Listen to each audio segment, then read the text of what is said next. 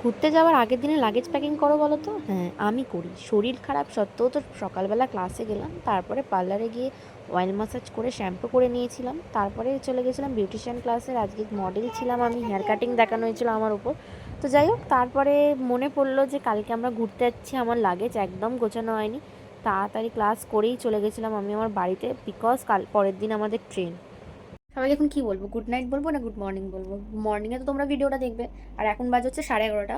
মানে আজকে সারাদিন আমি এতটাই বিজি ছিলাম যে কি বলবো। মানে কালকে আমরা ঘুরতে যাচ্ছি, কোথায় ঘুরতে যাচ্ছি সেটা কালকের ব্লগেই দেখতে পাবে। মানে আমি যখন এই ভিডিওটা পোস্ট করবো তখন হচ্ছে আমি ট্রেনে থাকবো, ঠিক আছে? তো যাই হোক, তো এখন বাজে 11:30 আর আমার নিজের লাগেজ এখন অবধি কোনো গোছানোই হয়নি।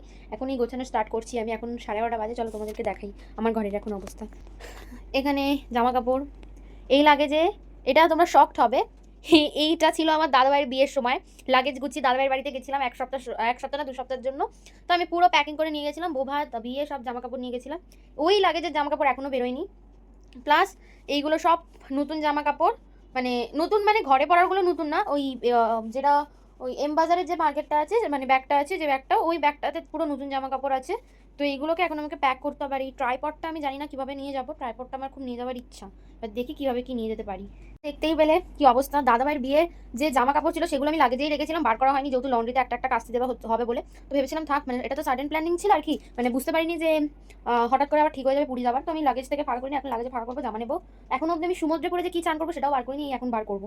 তো চলো তোমরা দেখতে থাকো আমার সাথে সাথে। তো বড় প্রবলেম হয়ে গেছে কি, আমি জীবনে কোনোদিন লাগেজ গোছাইনি, তো এবারেই নিজের লাগেজ আলাদা করেছিলাম। তো ওই কী জামা নেবো ঠিক বুঝতে পারছিলাম না। তো ঘুরতে যাওয়ার বেশি জামা নিয়ে ফেলেছি আর কি। তো জামা কাপড় গোছাচ্ছি প্রথমবার লাগেজে, তো দেখি গোছাতে পারি কি না।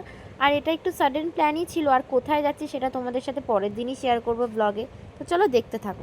তো এখন 12টা বাজে, আর কি বলবো, লাগেজ গোছানো কমপ্লিট হয়েছে। মানে কি কীরকম কমপ্লিট হয়েছে জাস্ট বলি। মানে জামা কাপড়গুলো নিয়ে জাস্ট আমি ভাঁজ করে রেখেছি, কিন্তু আমি কমই জামা কাপড় নিয়েছি। মানে মানে যে যতদিনের ট্যুর ততদিনেরই জামা কাপড় নিয়েছি, কিন্তু জায়গা হচ্ছে না লাগেজে। এবার মানে ভাঁজটা ঠিক করে হয়নি, তো ভাঁজগুলো করে কাল সকালে ভালো করে মানে প্যাকিং করা হয়ে গেছে, সকালে ভালো করে ভাঁজ করে রাখবো। আর মেকআপ প্রোডাক্টও নিতে হবে, স্কিন কেয়ার প্রোডাক্টও নিতে হবে, কিচ্ছু ঢোকানো হয়নি, যেহেতু এখন ওরা ওই ঘরে ঘুমাচ্ছে। কেন, আমি মায়ের বাড়ি থেকে এসেছি হচ্ছে 11টায়, তো গোছাতে বসেছি 11:30। এখন বাজে 12টা, পাক্কা 12টা বাজে। এখন নিজের স্কিন কেয়ার করবো, নিজের নাইট কেন আজকে সারাটা দিনই রাস্তায় ঘোরাফেরা করেছি। স্কিন কেয়ার করে এবার একটু ফ্রেশ হয়ে একটু ঘুমাতে যাব, আবার কাল সকাল সকাল উঠতে হবে। তো আজকের জন্য ব্লগটা এতটুকু। যদি ভালো লাগে লাইক করো, শেয়ার করো, কমেন্ট করো, চ্যানেলটা সাবস্ক্রাইব করে দিও। Tata, good night.